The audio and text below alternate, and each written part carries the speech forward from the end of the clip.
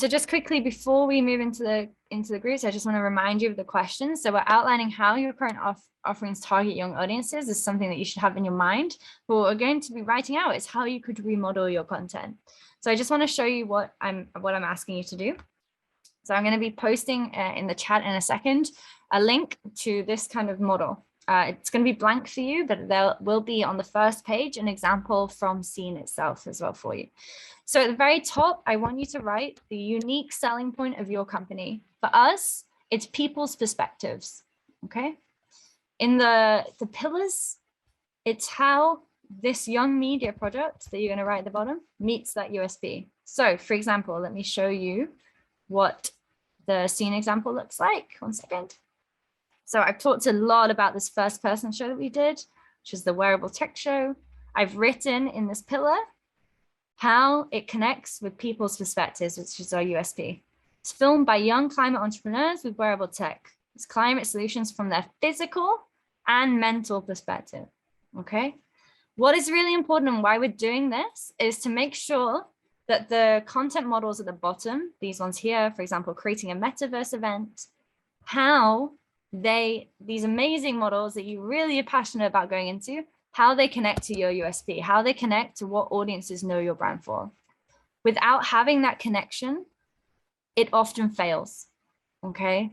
Because people are familiar with your brand, they're familiar with what you can offer, and you have to make that connection for them. If that connection isn't clear and you still want to pursue that kind of media model, then there's ways to do it, but it does involve kind of a lot of communication on your part to make sure that audiences know that you're kind of transitioning into this different phase of the company. For example, we're now looking at, and I'm going to type this in, by the way, to use this Jamboard, if you haven't used it before, this is all done for you. It's already on a sheet here for you. If you can, just make a little post-it note, sticky note here on the left-hand side, just write your company in. So for example, if I was from Rosanna, I might write that there, just put it at the top so I know who's representing. And then click on this little text button here. It's got a T in it. Click what the box you want to put in and you can start writing. So for example, if I wanted to write something that we are planning to do, which is quite challenging for us, it's called Heard. It's a podcast series.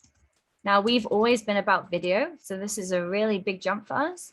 So how does this podcast series, something that we're interested in doing, link in with our USP, which is people's perspectives? Well, we are taking our videos, the videos that we've created of people's perspectives on certain issues, and transforming them into long form audio pieces.